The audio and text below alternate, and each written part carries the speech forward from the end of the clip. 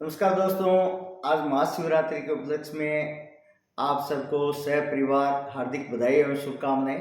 भगवान शिव की कृपा आप सब पर बनी रहे और आपके जीवन में अपार खुशियां भगवान शिव की कृपा से आए। तो आज हम जानेंगे कि महाशिवरात्रि किस उपलक्ष्य में मनाई जाती है और भगवान शिव के जीवन से हमें क्या सीखने को मिलता है या हमें क्या प्रेरणाएं मिलती हैं। तो सबसे पहले गुजारिश करूंगा आप सबसे कि यदि आपने अभी तक आपके अपने यूट्यूब चैनल BL स्वामी नवोदयन को सब्सक्राइब नहीं किया है तो ज़रा सब्सक्राइब कर लें और साथ ही बेल का आइकन भी दबा दें ताकि जब भी कोई नया वीडियो आएगा तो आपको पता चल जाए। तो अब हम जानेंगे कि महाशिवरात्रि किस उपलक्ष्य में मनाई जाती है। तो इसके पीछे कई मान्यताएं हैं। जैसे सबसे बड़ी मान्यता या जो प्रमुख मान्यता वो ये है कि भगवान शिव ज्योतिर्लिंग के रूप में इसी दिन प्रकट हुए थे, यानी कि निराकार रूप से साकार रूप में भगवान शिव इसी दिन आए थे। दूसरी मान्यता यह भी है कि माता पार्वती और भगवान शिव का विवाह भी इसी दिन हुआ था। और एक मान्यता ये भी है जो भगवान शिव का जो विश्व प्रसिद्ध यानी कि हम संसार में जो प्रमुख नृत्य है तांडव नृत्य, वो भी भगवान शिव ने इसी दिन किया था। तो ये सारी मान्यताएं और इसी उपलक्ष्य में हर वर्ष महाशिवरात्रि मनाई जाती है फागुन कृष्ण चतुर्दशी को, यानी फागुन माह के कृष्ण पक्ष की चतुर्दशी को हर वर्ष महाशिवरात्रि मनाई जाती है। अब हम जानेंगे कि भगवान शिव के जीवन से हमें क्या क्या प्रेरणाएं मिलती है। तो सबसे पहले जो प्रेरणा मिलती है वो सादा जीवन उच्च विचार की मिलती है।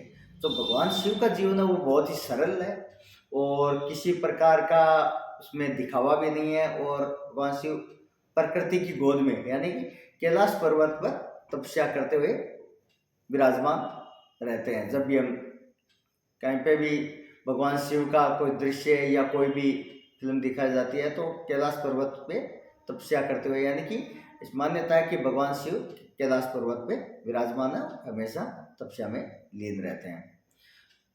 तीसरा अपन ये भी जानेंगे कि नीलकंठ क्यों नाम पड़ा भगवान शिव का। भगवान शिव का नीलकंठ नाम पड़ने के पीछे भी मान्यता यह है कि जब देवताओं और राक्षसों ने मिलकर समुद्र का मंथन किया था तो उस दौरान बहुत सारी ऐसी अलौकिक वस्तुएं निकली थी। तो उनमें एक था कालकूट नाम का विष जो बहुत ही खतरनाक था और उस विष को कहीं पे भी सृष्टि में डालते या कहीं पे भी उसका निस्तारण करते तो उससे ये संभावना थी पूरी की सृष्टि का नाश हो सकता था।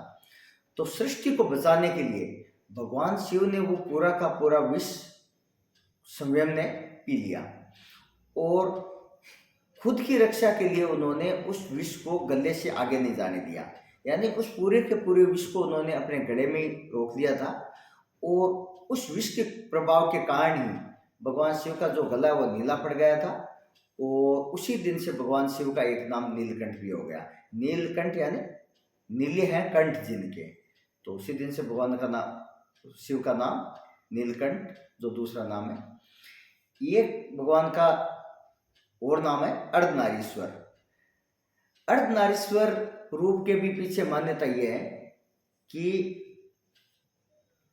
सृष्टि में प्रजनन तत्व के विकास के लिए या उसकी उत्पत्ति के लिए भगवान शिव ने ब्रह्मा जी को संकेत दिया कि सृष्टि को आगे बढ़ाने के लिए सृष्टि में प्रजनन तत्व का भी महत्व है।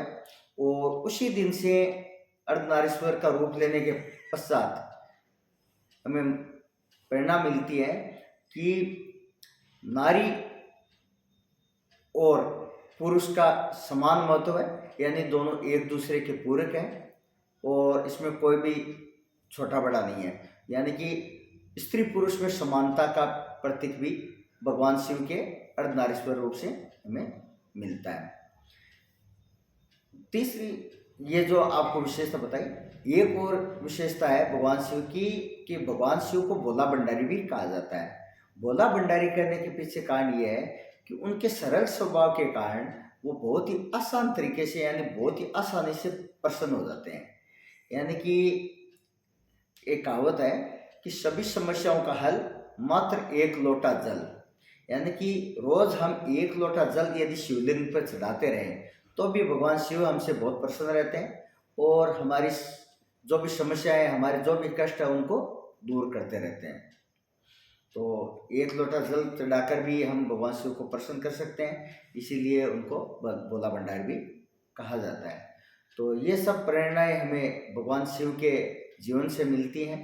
जैसे कि सृष्टि को बचाने के लिए उन्होंने इतना कष्ट सहा, तो उससे एक हमें यह भी प्रेरणा मिलती है कि हम एक दूसरे का सहयोग करते रहें और किसी का भला करने के लिए हमें कोई कष्ट भी सहना पड़े तो हमें पीछे नहीं हटना चाहिए। तो इस प्रकार भगवान शिव का जो स्वभाव है वो एक निर्भीक स्वभाव भी है और उससे हमें भी प्रेरणा मिलती है कि हम अच्छे काम के लिए या किसी का भला करने के लिए निर्भीक रहें और सदा तत्पर रहें। बहुत बहुत धन्यवाद और पुनः आपको हार्दिक बधाई और शुभकामनाएं।